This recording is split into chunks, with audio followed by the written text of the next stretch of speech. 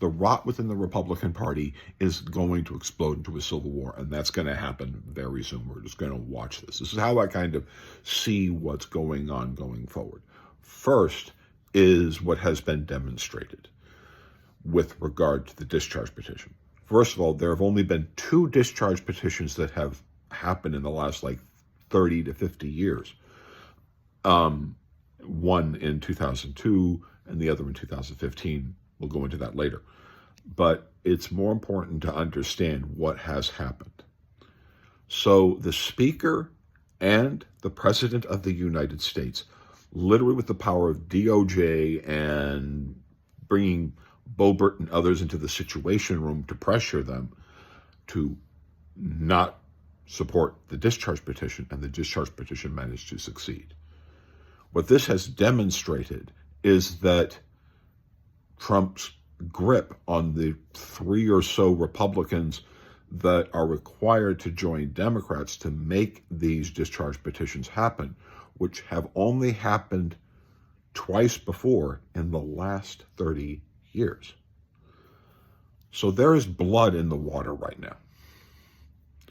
And it's important to frame these other discharge petitions. The first one was with Dennis Hastert in 2002, when he, with the McCain Feingold bill, he managed to survive that issue, but because it was so widely popular. But then came 2015. 2015 was to be able to reauthorize the Export-Import Bank, to keep it existing. And that was done on October 9th, 2015. John Boehner was the Speaker. 10 days after that, he quit his speakership and Paul Ryan becomes Speaker. Now, what that was showing is because John Boehner was losing control of his Congress, and he was at risk of a total rebellion and disaster. And that's what happened in 2015. What is happening now is a lot like that, but it's even worse. So Trump is about to watch 30 or so Republicans vote with Democrats to release the Epstein files that are inside of the Department of Justice and the FBI, in addition to the files that have already been recovered, that have already been released by the Epstein estate, which is over 20,000 emails that are just breathtakingly brutal. But that is really only the beginning.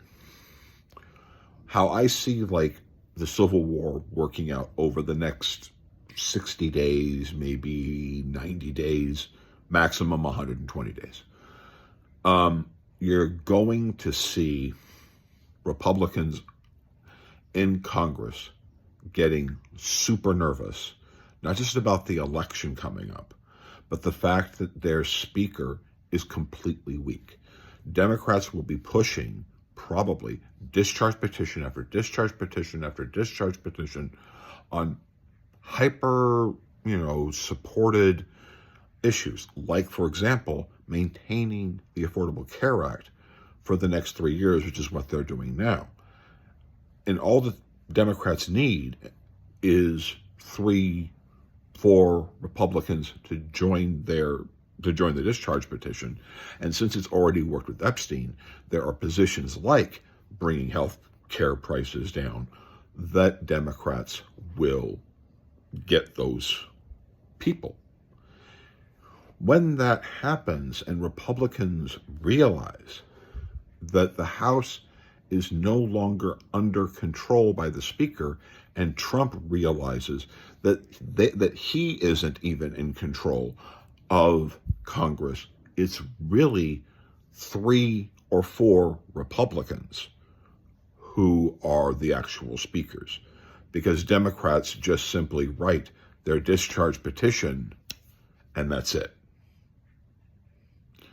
And that will cause a problem. That will cause either a challenge to the Speaker to remove him, which is like what happened with Boehner in 2015, when he realized that, when Republicans realized that he really wasn't capable of performing the job in the way that they wanted, that he was getting played in different ways. And now what we have is our current Speaker, who is that weak, and Trump is that weak.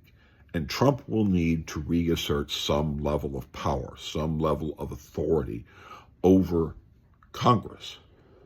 But if he can't do that, then he can't govern. And Congress becomes the will, really, of Hakeem Jeffries and 4 other Republicans.